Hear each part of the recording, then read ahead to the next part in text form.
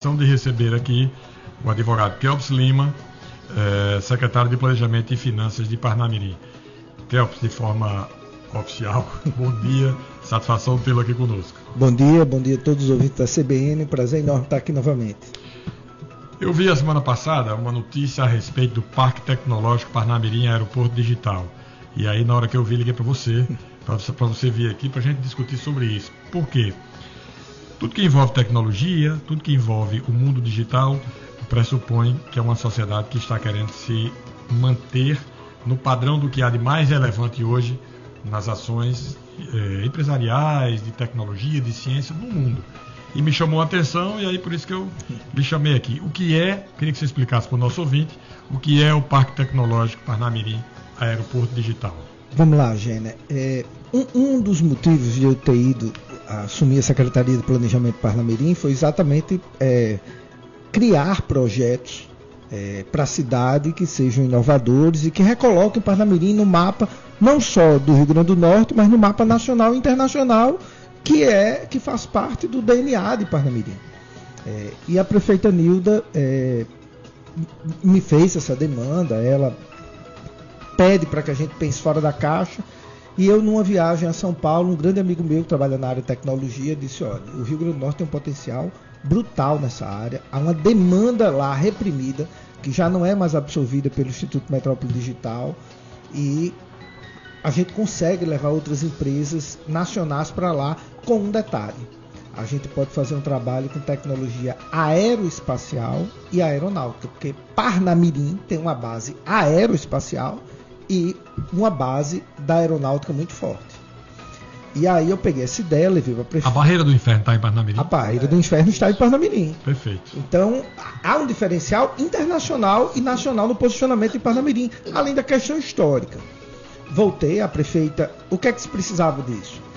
Primeiro, que o município topasse dar incentivos fiscais fortes e infraestrutura para as empresas. A prefeita imediatamente comprou a ideia e designou que a gente fizesse a negociação com a aeronáutica juntamente com ela, obviamente. Fomos à base aérea, reunião com o comandante, que foi no dia que saiu do release, para apresentar a ideia, né? Porque ideia é diferente de projeto.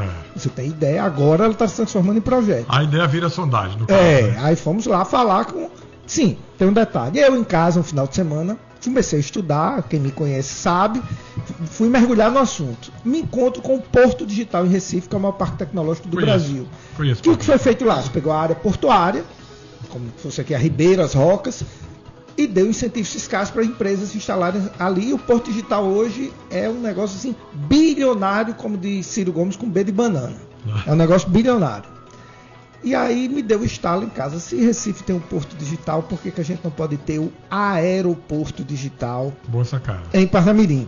Boa sacada. Como marca tem uma sacada... Porque você tem um prédio fantástico do aeroporto. Né? Eu estive lá semana passada com esse olhar.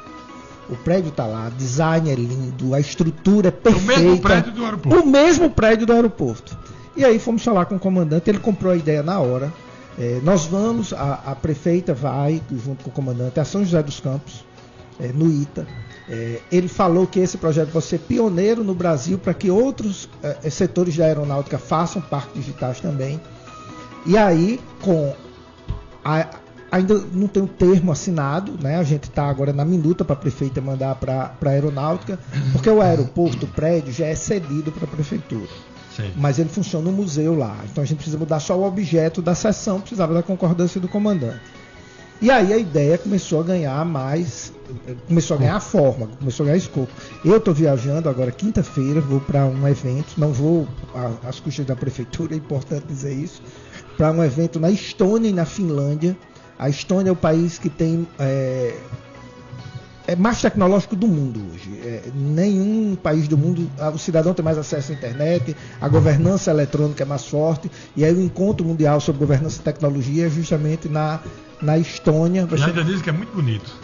Vai ser na Estônia, em Tallinn. Então isso começou a ganhar forma.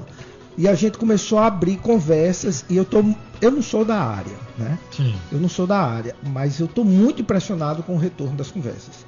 Por exemplo, a gente está tentando uma conversa com a Microsoft. Eu tive uma reunião com o diretor da Microsoft em São Paulo, junto com um amigo que é de Parnamirim, para tentar que a Microsoft entre, e aí seria a cereja no bolo, porque a presidente da Microsoft hoje no Brasil é uma mulher, e Parnamirim tem uma prefeita mulher, e a gente conseguiria duas coisas que seriam, em dando certo, importante dizer que isso é do campo das ideias, seria uma recuperação absurda de Parnamirim, que seria a retomada do aeroporto e a reconexão de Parnamirim com os Estados Unidos. A Microsoft é uma empresa americana, das maiores do mundo. Das maiores do mundo, então... Aliás, por falar em reconexão, o presidente americano manifestou o desejo de ter uma relação diferente com o Natal e Fernando Noronha em função do que foi feito aqui na Segunda Guerra Mundial.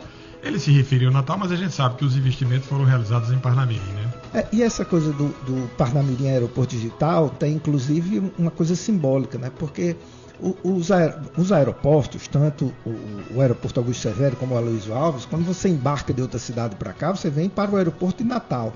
E nenhum dos dois fica em Natal. Então a ideia é que... Isso é comum, né? Na maioria das capitais não fica dentro da capital. Isso é no mundo inteiro. Mas aí a ideia é que o aeroporto digital, por isso esse nome, Parnamirim Aeroporto Digital, colocando Parnamirim na frente e colocando o aeroporto em Parnamirim. Então, a gente agora, a prefeita, próxima semana, edita um decreto oficializando o grupo de trabalho com a representância da aeronáutica, da prefeitura, da Secretaria de Tributação, do setor de tecnologia da prefeitura. A gente vai visitar parques tecnológicos pelo Brasil, começando, obviamente, pelo Instituto Metrópole Digital, que é um baita de um parque tecnológico que a gente tem aqui em Natal. Tem uma grande figura à frente, que é o professor Ivanildo Rego, que é mente aberta, que sabe os caminhos, um cara bacana. Que é um grande case e que pode ajudar muito. E Parnamirim tem toda essa coisa do charme de ser no aeroporto, da localização, da tentativa que a gente vai fazer de trazer startups na área aeroespacial e aeronáutica, que aí seria um diferencial para o Brasil, e estou muito entusiasmado. Agora é um desafio muito grande que a prefeita topou e que pode dar um resultado fantástico, não só para Parnamirim, mas para o Rio Grande do Norte. Kelps, você falou sobre mudar o termo de sessão, porque hoje está cedido para funcionar o museu. Mas, mesmo mudando esse termo de sessão, o museu vai continuar funcionando lá. Vai, até porque o museu, como é temático, tudo, né? O museu só ocupa um pedaço pequeno do térreo. Né? E o museu é temático, tem tudo a ver, guerra, né? Porque é sobre a base aérea, é sobre a Segunda Guerra, é sobre a aeronáutica. Então, o museu ele vai dar ainda mais charme ao parque tecnológico. Eu acho que é uma sacada grande que você está fazendo. Kelps, eu não me ocorre agora, tem um brasileiro, tem um norte rio-grandense, não lembro se é Gustavo Paes, é alguma coisa Paes, eu conheci ele. Ele é radicado nos Estados Unidos, tem uma empresa de tecnologia, esses cartões de passagem utilizados no Japão são da empresa dele, só que é uma empresa grande, e ele tem interesse em fazer investimentos aqui no estado. Tentou lá atrás e não obteve repercussão. Vale a pena tentar reativar isso aí. Via CDL, você fala com o seu Pedro, lá na CDL, seu Pedro Nascimento, que é uma figuraça, que lembra, tem memória de tudo, seu Pedro sabe o nome, o telefone, tem tudo. Vale, e em Parnamirim... Carlos Paes de Araújo. Carlos Paes. A prefeita está assim, num momento muito feliz, muito aberta a investimentos, muito designando aos secretários, busca por investimento da cidade, eu acho mais criar um ambiente de receptividade. O mais interessante é sair do lugar comum. Isso. Quer dizer, primeiro você fazer um parque tecnológico é uma grande iniciativa, e depois você criar o Parnamirim Aeroporto Digital, que é uma sacada, quer dizer, o primeiro aeroporto digital do país, com esse propósito. É muito interessante isso aí. Eu acompanhei o Porto Digital de Pernambuco, porque na época eu era sócio de uma agência de propaganda que ficava na região do Recife Antigo, a gente acompanhou, faz 20, 30 anos. Essa história nesse momento de guerra fiscal, de taxações, né? Sim. A fábrica de Carlos Paes, ele mora nos Estados Unidos, mas a fábrica dele é na China. Na China, né? E mais um motivo para trazê-lo. E ele é forte lá no Japão. Esses cartões de passagens que carregam... Cartão mais fé, que você coloca que carrega crédito nele. Os créditos são dele. Ele esteve aqui via CDL, ele queria fazer um trabalho aqui na época. Faz tempo isso. Então é uma dica aí para Kelps. Kelps, eu estou vendo que vocês estão dando uma virada lá em Parnamirim, né, em relação ao que vinha se falando, porque vocês enfrentaram o primeiro e o segundo mês de campanha de administração com muita dificuldade, com uma pancadaria enorme na mídia. Acalmaram-se os ânimos lá na região. Devagarzinho vai tendo estabilização. Uma mudança de eixo de poder, como houve em Parnamirim, sempre é muito complexo. Sim. Porque você tem 24 anos o mesmo grupo no poder, e isso cria uma série de... Eu dou a seguinte comparação, Gênero. Você compra um carro velho, né? Eu não estou falando velho no sentido de acabado, não, mas você compra um carro velho. Você tem um jeitinho para abrir a porta, a embreagem é lá embaixo, o freio é lá em cima, a marcha manual para engatar, você tem que dar uma puxadinha do lado. Então você precisa aprender a manusear essa máquina, esse carro, e que não é um carro pequeno, é um carro simples. A gente está falando de uma cidade de quase 300 mil habitantes. E sendo administrada por uma prefeita mulher e negra. Você diz, poxa, Kel, parece mimimi, essa coisa de ser mulher, fica sempre... Gênia, Nilda, minha amiga pessoal, eu ando com ela. É impressionante, fora das câmeras, fora do ar, como as pessoas sempre tentam colocar como se ela, por ser mulher, ela soubesse menos do que se fosse homem. Eu escuto frases, tanto na imprensa como no cotidiano, sobre a prefeita, que eu fico imaginando, se ela fosse homem, isso que não seria dito dessa forma. Mas não seria dito dessa forma de jeito nenhum. E essa coisa de subestimar a prefeita Nilda, ela morava no sertão do Ceará, veio para cá para ser empregada doméstica. De empregada doméstica ela passou para professora. Mas ninguém acreditava que essa empregada doméstica virasse professora. De professora, ela virou a diretora de escola mais importante, mais destacada da cidade. Ninguém imaginava que aquela professora virasse diretora. De diretora, ela foi ser vereadora. E eu vou dizer um dado que pouca gente lembra. E aqui em Natal ninguém sabe. Lá em Parnamirim pouca gente lembra. O ex-deputado Gilson Moura, que sempre foi um político muito importante em Parnamirim, disputou 2 eleições para prefeito, era deputado, montou uma nominata para ser candidato a vereador. E ele era candidato a vereador na mesma chapa de Nilda. Nilda derrotou Gilson para vereador em Parnamirim, Gilson ficou sem mandato. Daí ela foi para prefeita. Qual é o fato histórico na vida de Nilda que credencia você dizer que ela não vai dar certo no que está fazendo? Você olha para a história de vida dela e diz, não, tudo que essa mulher faz dá errado. O que deu errado? O que ela fez de incompetente nesse trajeto? Não é a ausência de argumento para tentar desgastar? Aí as pessoas criam, né? Inventam, né? Então assim... A fragilidade na política mostra exatamente isso. Quando você não tem um argumento plausível, forte, você fica trabalhando com hipóteses tipo essa. Frágil, né? Eu vou só dar um exemplo. Ontem, é machismo puro. Eu ontem estava numa reunião, numa empresa aqui em Natal, e me encontro com uma figura lá, com uma pessoa que eu não sei nem quem é essa pessoa.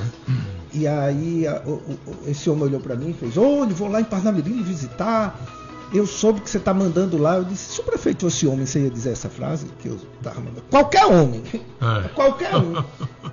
O cara ficou no constrangimento, com base em que você está dizendo isso? Lá eu hoje sou assessor, sou subordinado, tenho uma chefe, que é a prefeita Nilda, eu e todos os cargos que estão lá, a gente segue a orientação dela. Aliás, a prefeita esteve aqui com a gente, antes do carnaval, de uma simpatia, de uma gentileza, de uma humildade surpreendente. O mundo da política é um mundo muito de arrogância, né? Ela surpreendeu aqui. E a gente conversou aqui fora do ar sobre inteligência emocional. Sim, foi. Nilda tem uma inteligência emocional fora da caixa. Ela é de uma sedução, de uma conquista. Ela é uma grande líder popular. Ela é uma grande líder popular, demonstrou isso em todas as eleições que disputou, e é de uma inteligência emocional enorme. Eu estava uma vez, o deputado Kleber Fernandes, que é meu amigo e que a prefeita Nilda vota nele para deputado estadual. Certa vez a gente estava numa reunião de pré-campanha, eu, Kleber e alguns técnicos que trabalhavam na campanha, marketing, jurídico, e uma dessas pessoas estava presente, ele nessa coisa de subestimar a professora Nilda, isso na pré-campanha. E eu na reunião eu disse, Nilda é muito tola, tá aqui eu e Kleber vim trabalhar na campanha dela, fazendo reunião fora do expediente até tarde da noite, para organizar a campanha dela ela botando a gente para trabalhar e ela que é boba. A gente é que é os inteligentes aqui que estamos trabalhando para ela. Quem primeiro falou para a gente aqui sobre a prefeita Nilda foi o senador Zé Agripino. Ele esteve aqui com a gente bem antes e disse: anote que a prefeita de Parnamirim que vai ser a professora Nilda. Não foi, Roberto? Ele comentou aqui que ela iria ganhar a eleição. Ela vai ganhar a eleição e vocês vão ver. A chapa não estava nem formada, eu acho. Não tinha sido nem ainda. Não tinha nem havido convenção. Quer eu vou falar um pouquinho de política? Vamos. Não tem como escapar, não. Tem não.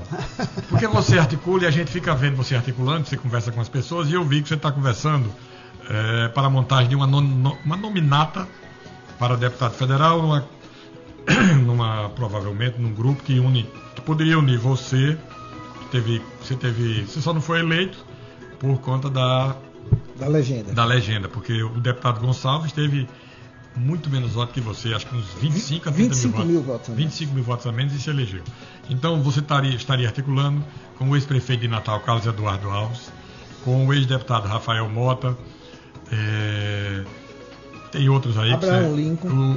Abraão Lincoln, que é do Sindicato da Pesca, né? Do pessoal, Confederação Brasileira Confederação da Pesca. Eu soube até que você andou conversando com a ex-prefeita Micarla de Souza. E aí, que movimento é esse? Vamos lá. Eu vou lhe dar aqui um dado, certo, Gênio?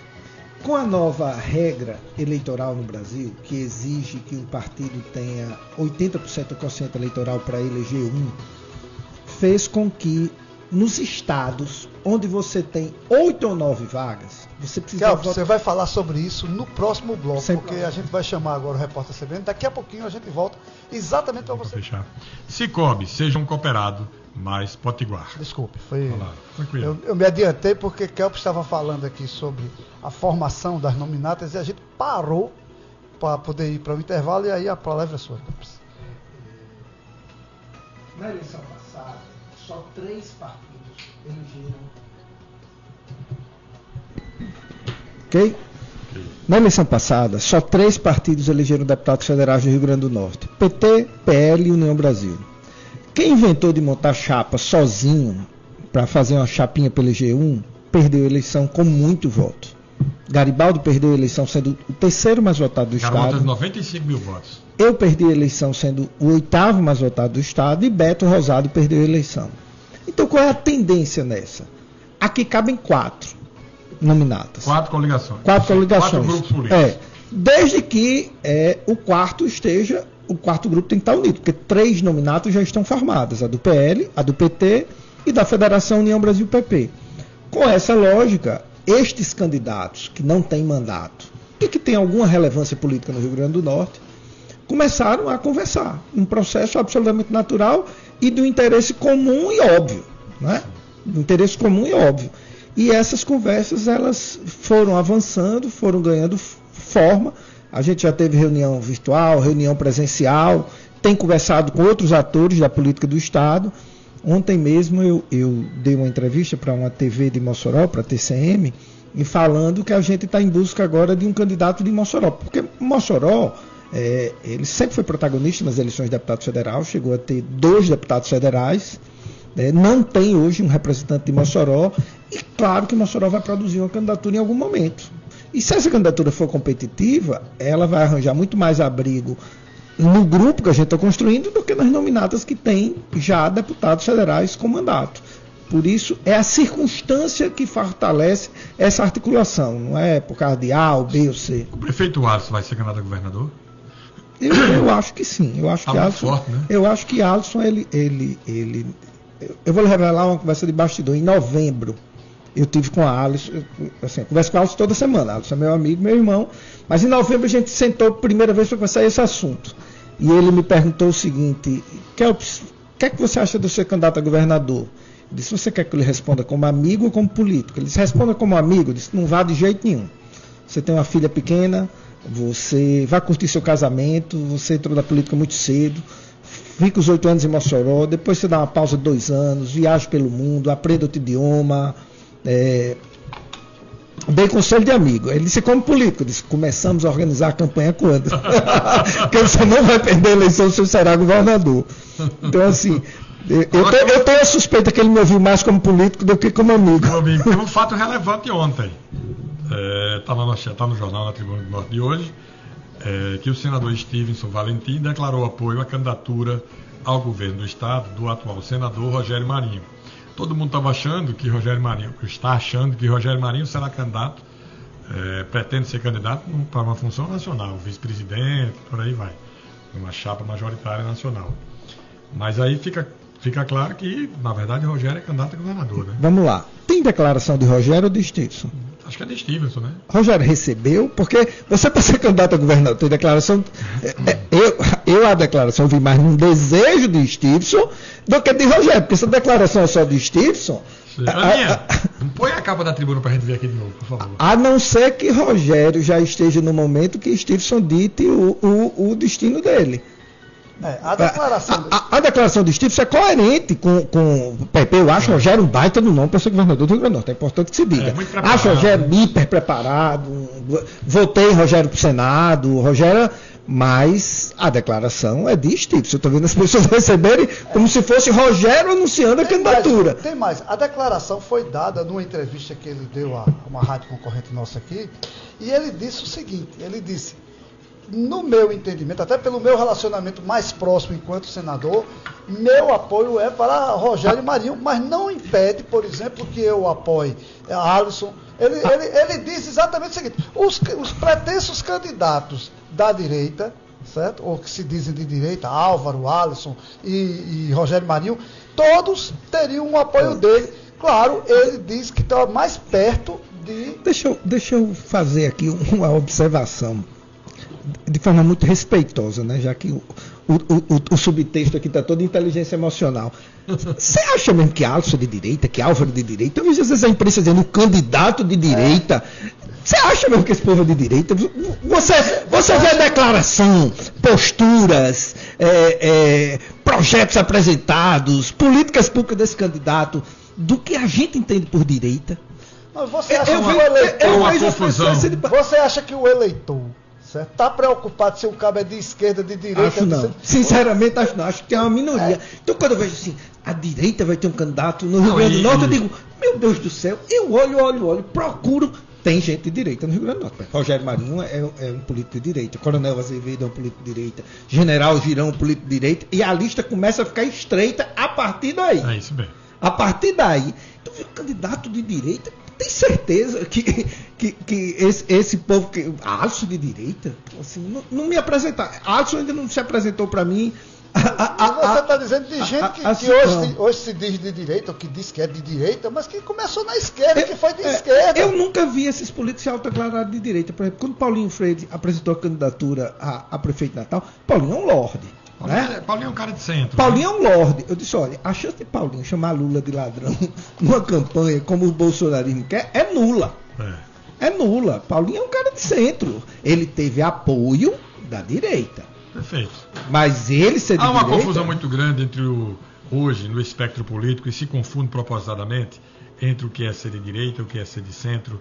A rotulação seguidamente que se faz com as pessoas que têm uma postura de defesa de valores mais tradicionais, como sendo de extrema direita, que é uma maldade gigantesca, é um desvirtuamento da política e dá vergonha também na política, porque parte da esquerda, a esquerda mais radical, acusa muito pessoas que têm uma postura mais central, mais harmoniosa, digamos assim, como sendo de extrema. É uma confusão. Kelps, você falou muito sobre a nominata para deputado federal. Nós vamos falar já que é pouco, e agora o comentário. A nominata para deputado estadual? Essa não tem definição nenhuma. Eu tenho muitos 6 vagas novas. Eu tenho muitos amigos deputados estaduais, o kit de desespero está grande. Mas são 6 novas vagas, facilita, né? Facilita, mas a formação das nominatas de deputado estadual hoje é um desafio brutal e esse cenário só vai ser definido em janeiro. É isso aí. Deixa eu fazer aqui um recadinho e a gente chama já a nossa colunista de hoje. Fim de semana com jornada dupla no futebol potiguar e você acompanha tudo na CBN Natal. Sábado, o ABC encara mais um desafio fora de casa na Série C do Brasileirão. Depois de mais um resultado ruim em casa, o mais querido busca a reabilitação contra o Londrina no Paraná. A bola rola às 7h30 da noite e o objetivo é somar mais 3 pontos longe de casa. No domingo, é a vez do América voltar a campo pela Série D. Embalado por mais uma grande vitória na Arena das Juras, o Alvirrubro vai até Fortaleza para enfrentar o Ferroviário. Vale a busca pela liderança do grupo A3 e a bola vai rolar às 5 da tarde. Sábado tem Londrina e ABC, domingo tem Ferroviário e América. Tudo ao vivo com a credibilidade da CBN Natal. Uma hora antes do pontapé inicial, você já entra em campo com a nossa equipe no Enquanto a Bola Não Rola. Fica por dentro de todas as informações do pré-jogo, análises e expectativas para as partidas. Transmissão ao vivo no rádio em 91.1 FM e também no nosso canal no YouTube da CBN Natal. Vamos agora ao comentário do dia com a colunista Patrícia Ferreira na coluna Mídia e Consumo. Bom dia, Patrícia. Bom dia, Patrícia. Bom dia, Joana. Bom dia, Roberto. Bom dia, ouvintes da CBN. Vocês já ouviram falar do marketing absurdo? Essa tendência usada da publicidade que tem ganhado espaço nas estratégias das marcas. Vivemos numa era de excesso de estímulos e para se destacar nesse ruído, algumas marcas e empresas estão apostando em campanhas que rompem com a lógica tradicional da propaganda. É o marketing absurdo, que se utiliza do exagero, do humor nonsense, da bizarrice criativa e às vezes até do desconforto para chamar a atenção. E os exemplos são interessantes, impactantes. A marca americana de água, Liquid Death, por exemplo, sorteou um caça militar em uma campanha. Isso mesmo, uma aeronave de combate para divulgar água. E a ação viralizou, gerou repercussão na imprensa e engajamento espontâneo aí nas redes sociais. No Brasil, tivemos o exemplo do iFood, que criou um mês das promoções com uma campanha com cenas surreais, onde o entregador de comida era perseguido por nuvem de cupons gigantes, galinhas voadoras e uma rave e personagens que flutuam para anunciar os descontos. Essa estética, no senso humor exagerado, fizeram a campanha ser lembrada não só pelo preço, mas pela experiência visual. O resultado foi um crescimento de até 70% nas vendas durante um período promocional. A marca de moda Reserva, em parceria com a Fashion Tech Doris, apresentou um provador surreal, utilizando IA generativa para criar experiências de provador virtual. Outro caso internacional foi a Bud Light, no Super Bowl, que lançou latas com um soprador de folhas. E até a Coca-Cola entrou na brincadeira, usou latas com olhos e bocas animadas em uma campanha surreal e psicodélica para promover a sua versão sem açúcar. Mas por que tudo isso funciona? Porque o consumidor está entorpecido de estímulos e não quer só informações. Ele precisa ser disputado pelo bem mais valioso da era digital, a atenção humana. E até onde vai o limite da criatividade? Bem, estudos apontam que as pessoas preferem marcas que utilizam humor e 90% estão mais propensas a lembrar de anúncios que incorporem esse recurso. E com tantos recursos de IA e realidade aumentada e virtual, a expectativa é que o marketing absurdo continue a crescer, com marcas explorando aí novas formas de engajar o público por meio dessas narrativas nada convencionais e experiências imersivas. Essa tendência reflete uma mudança na publicidade, na nossa percepção. Será? O que é que você pensa disso tudo? Uma semana bem produtiva e até terça-feira. É isso aí, Patrícia. Valeu. 9 horas e 48 minutos. Vamos antecipar um pouquinho, que a gente faz normalmente às 9h50. Vamos logo chamar os aniversariantes de hoje, Gênesis. Vamos lá. Hoje, ele mandar os parabéns para o advogado Francisco de Sales Felipe, Salão, figuraça. Desde a época da universidade, eu me lembro demais ele declamando os poemas lá pelo setor 1, também falando. E ele citava muito Rousseau, né? Figuraça. Parabéns para Salles. Parabéns para a estilista Juraci Lira. Parabéns para a advogada Eustana Góes. Para a Ana Lúcia Mota. Para a Jussara Soares. Um abraço para Roberto Veríssimo. Parabéns para o chefe Márcio Freire. Para Luciane Benfica, para Luiz Felipe Coutinho, Genésio Filho, para a publicitária Patrícia Moraes, para Maria Bezerra, parabéns para a doutora Lucinete Miguel Silva, parabéns para o empresário Bernardo Bezerra, para Tatiana Pimentel, Lucila Pereira Barreto e Carmésio Cabral. Entre as expressões nacionais, aniversaria hoje Gerson, jogador de futebol, 28 anos, Lucélia Santos, atriz, 68 anos. Newton Travesso, diretor de TV, 91 anos. Renato Teixeira, cantor, 80 anos. E o ator Cauã Raymond, 45 anos. Entre as figuras internacionais, aniversaria hoje o ex-goleiro Cacilhas, do Real Madrid, 44 anos. E a cantora Cher, 79 anos. Vida longa e feliz para todos. Com desejos de muita saúde, saúde e saúde. Sabe o que faz da Rede Mais uma das maiores redes de supermercado do Nordeste? Está perto, como todo bom vizinho. Afinal, você sabe que pode contar com quem sabe tudo o que você precisa e está sempre ao seu lado, oferecendo o melhor atendimento. Mas isso não é à toa. São muitas iniciativas de aperfeiçoamento dos profissionais que fazem a Rede Mais cada vez maior. A Escola de Varejo, com diversos cursos à distância, é uma delas. Tem também o programa Trainee e a Universidade Corporativa da Rede Mais, com treinamentos sobre temas atuais, alinhados às demandas do mercado. O Bom Vizinho também se orgulha de oferecer aos seus colaboradores um dos melhores ambientes de trabalho do Brasil. Pela 5ª vez consecutiva, a Rede Mais é certificada com o selo Great Place to Work. Isso é estar perto, isso é ser grande. Bom Vizinho é Rede Mais. Agradecer aqui a audiência qualificada das advogadas Júlia Magalhães Tinoco e Soraya Nunes, audiência generosa e qualificada, né? Agradecer também a audiência do advogado e presidente da Federação Nordestina de Futebol, José Vanildo, um abraço que está no Rio de Janeiro, mas ligou dizendo que estou aqui ouvindo o programa, de valeu, obrigado pela audiência. Quem está na audiência com a gente também é Roberta Arruda, em Brasília. Nosso ombudsman de Brasília. Pois é, e Adalto Trindade, lá em Salvador, ainda há pouco ele falou comigo aqui. Um abraço para os dois. Voltamos aqui ao nosso bate-papo com Kelps Lima, secretário de Planejamento e Finanças da Prefeitura de Parnamirim. Kelps, nós estamos falando sobre política aqui. Eu soube que você teve uma conversa com a ex-deputada e hoje apresentadora de televisão, quer dizer, sempre apresentadora de televisão, minha amiga Micarla de Souza. O que é que você conversou com ela? Conversamos mais sobre Parnamirim do que sobre política. Eu digo isso com muito cuidado, Gênia, porque houve de sexta-feira para cá, veio no noticiário a questão que a Micarla pode ser candidata ou não. Eu não tive essa conversa com a Micarla e eu sou da tese que quem pretende ser candidato, a própria pessoa tem que se manifestar. Micarla sofreu um massacre de cancelamento no Rio Grande do Norte, acho que único na política. Ninguém sofreu o ataque que Micarla sofreu.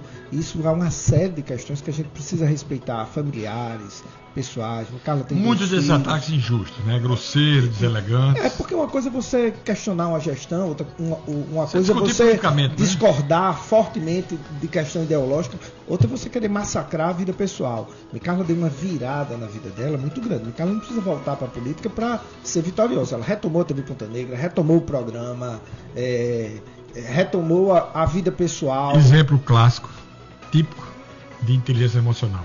Isso. Então, e quem não tem, não supera. Micarla ela já virou o jogo da vida dela. Se ela quer entrar na política ou não, aí uma decisão pessoal dela que só ela pode falar.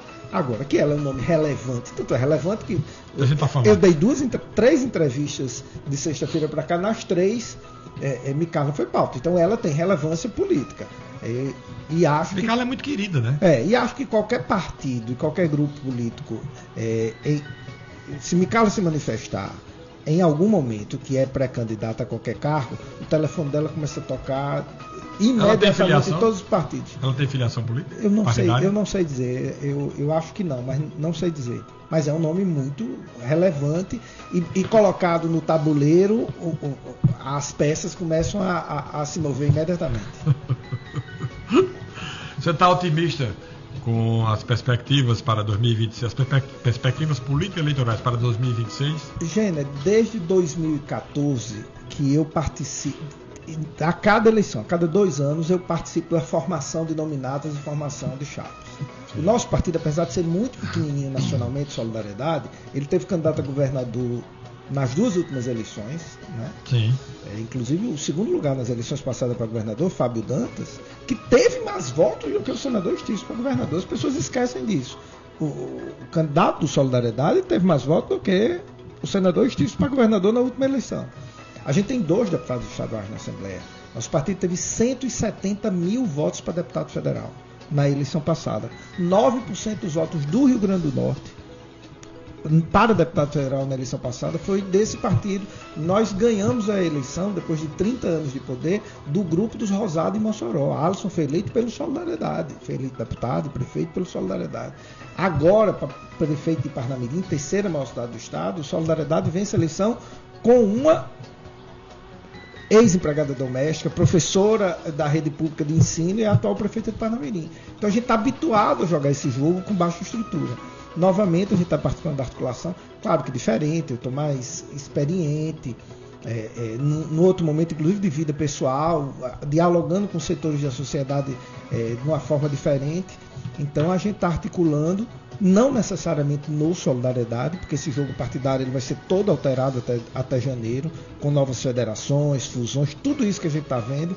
Basta ver a grande alteração que a gente teve agora no Rio Grande do Norte, com a junção de PP e União Brasil. Então esse jogo tem uma mudança grande e eu estou participando não sozinho, não como protagonista da articulação de um grupo para novamente a gente fazer uma nominata de deputado federal que a gente, com o aumento das vagas para 10, provavelmente a gente consiga abocanhar 2 dessas vagas.